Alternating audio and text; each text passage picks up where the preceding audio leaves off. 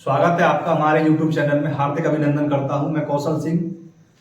हमारे साथ बने रहने के लिए हमारे चैनल को ज़्यादा से ज़्यादा शेयर करें एंड सब्सक्राइब जरूर करें। और जितने भी भाई पहली बार देख रहे हैं वो चैनल को सब्सक्राइब जरूर करें।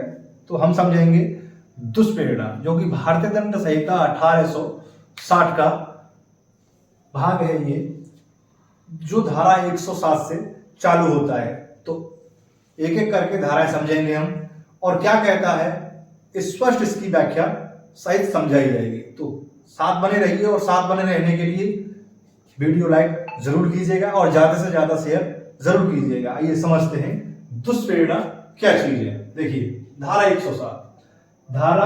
107 यानी दुष्प्रेरणा। दुष्प्रेरणा चैप्टर का जो नाम है हमारा वो है दुष्प्रेरणा।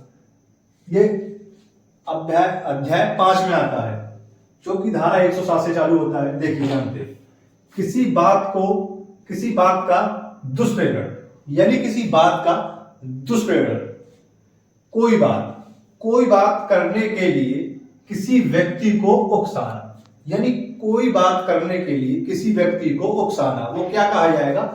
दुष्प्रेरण कहा जाएगा। इसी का अर्थ होता है, यानी कोई बात करने के लिए किसी व्यक्ति को उकसाना दुष्प्रेरण की श्रेणी में आता है। देखिए एग्जाम्पल से समझते हैं। देखिएगा ध्यान से। का एक लोक ऑफिसर न्यायालय के वारंट द्वारा या को पकड़ने के लिए प्राधिकृत है, यानी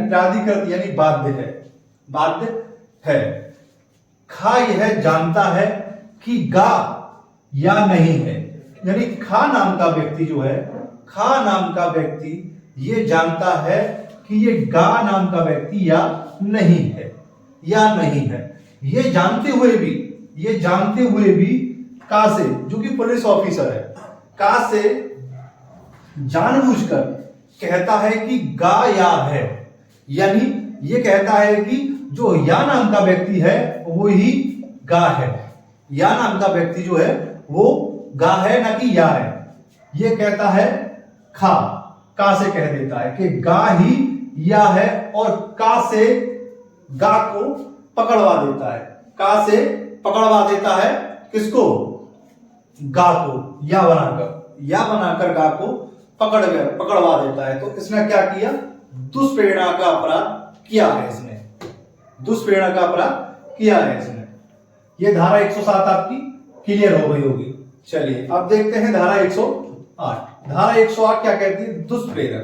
दुष्प्रेरक समझते हैं क्या कहता है। देखिए कोई कार्य किसी व्यक्ति द्वारा कराया जाना जो वो है ये जानता हो कि अपराध है, यानी कोई कार्य किसी व्यक्ति द्वारा कराया जा रहा है और वो जो कार्य करा रहा है वो ये भली भांति जानता है कि ये मैं जो इससे कार्य करा रहा हूं वो एक अपराध है। तो ये किसकी श्रेणी में आएगा? दुष्प्रेरक की श्रेणी में आएगा। ये धारा 108 के अंतर्गत आएगा। चलिए एक एग्जांपल लेके समझते हैं इसे।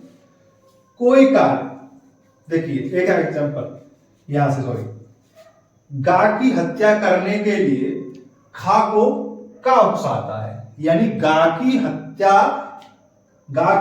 हत्या करने के लिए खा को का जो है उकसाता है। का कहता है कि गा की हत्या कर दो। खा ऐसा करने से मना कर देता है, यानी ऐसा करने से इनकार कर देता है खा, और वो उसकी बातों में नहीं आता है। तो गा ने क्या किया?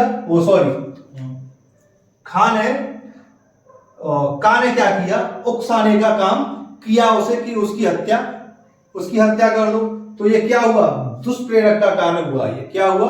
दुष्प्रेरक की श्रेणी में आएगा, यानी किसी व्यक्ति को और तीसरे व्यक्ति की हत्या करने के लिए कहें, यानी हम दूसरे व्यक्ति से कहें कि तुम इसकी हत्या कर दो और वो उसे हत्या करने से मना कर देता है, लेकिन फिर भी ये का जो है दुष्प्रेरक की श्रेणी में आएगा। धारा 108 के अंतर्गत आएगा किसी व्यक्ति को उकसाना। चलिए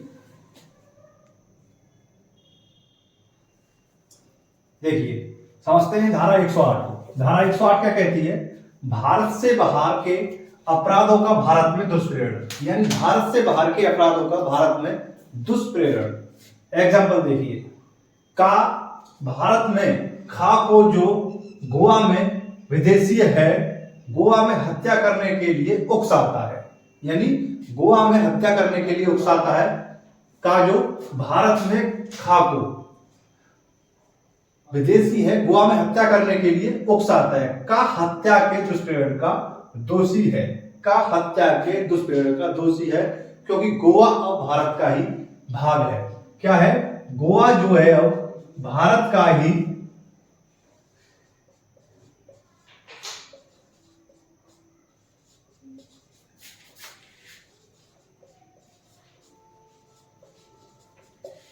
गोवा जो है भारत का ही भाग है, तो वो उसी प्रकार दोषी होगा जो कि हत्या करने के लिए उसे उकसा रहा था।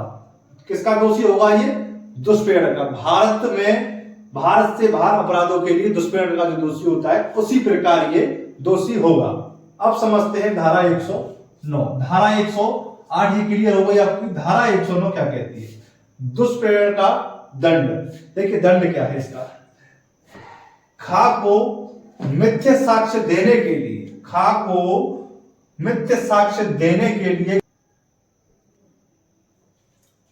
देखिए खा को मिथ्या साक्ष्य देने के लिए का उकसाता है, यानी खा से का कहता है कि ये झूठे जो सबूत हैं, एविडेंस हैं, ये तुम दे दो, ये उकसाता है उसे।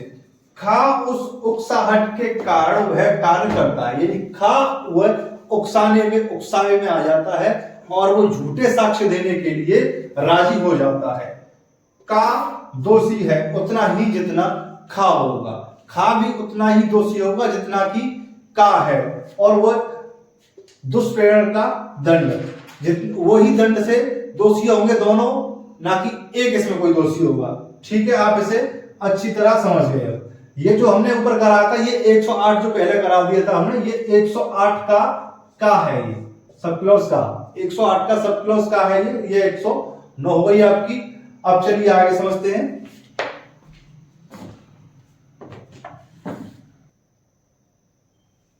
देखिए अब देखते हैं धारा 110। धारा 110 क्या कहती है? दुष्प्रेरक के आशय या भिन्न आशय से किया गया कार्य और दंड। दुष्प्रेरक के आशय या भिन्न आशय से किया गया कार्य और उसके लिए दंड। समझिए, देखिए कोई दुष्प्रेरक के आशय से कार्य करता है या भिन्न आशय से, तो उसी दंड से दंडित किया जाएगा जो उसके लिए उस अपराध में होगा। मानो कि कोई व्यक्ति किसी व्यक्ति को मारता है तो उसके लिए मृत्यु दंड है, तो दुष्प्रेरक के कार्य में उसे भी मृत्यु दंड दिया जाएगा, चाहे वो उससे भिन्न हो। ठीक, अब समझते हैं आपकी धारा 111। धारा 111 क्या कहती है आपकी? दुष्प्रेरक का दायित्व। देखिए दुष्प्रेरक का दायित्व, किसी एक कार्य का दुष्प्रेरक किया जाना और उससे भिन्न कार्य करना, तब दुष्प्रेरक उसी दायित्व के अधीन है मानो उसने सीधा वो कार्य ही किया हो। यानी किसी कार्य के लिए कहा गया था और वो कोई दूसरा कार्य करता है, तो मानो वह उसी दंड से दंडित किया जाएगा, मानो वो कार्य उसको वही कार्य करने के लिए दिया हो, चाहे उसने कोई भिन्न कार्य किया हो। इसे एक एग्जाम्पल के तौर पे समझते हैं। एक एग्जाम्पल के तौर पे इसे समझते हैं। का जो है गा से कहता है, गा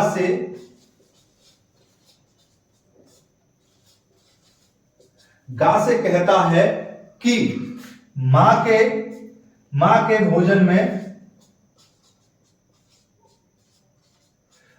भोजन में विष डाल दो, मां के भोजन में विष डाल दो,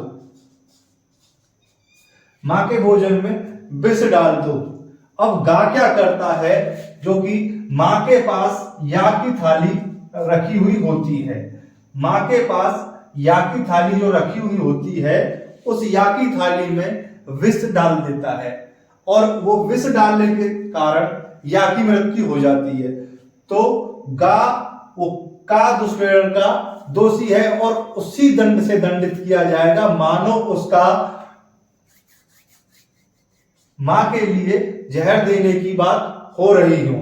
जैसे कि उसने कहा कि या के लिए ये बात दोहराई जाएगी, तो इसका मतलब ये हुआ कि अगर वो कार्य इसके लिए सौंपा गया था मां के लिए और इसके लिए ना होके या के लिए हो जाता है, तो वहां वो यही समझा जाएगा कि वो कार्य या के लिए ही हुआ था और वो उसी दंड से दंडित किया जाएगा जो कि इस उपधारा में, इस संहिता में वो दंड जिसके लिए वो दे रखा है उसी दंड से उसे दंडित किया जाएगा।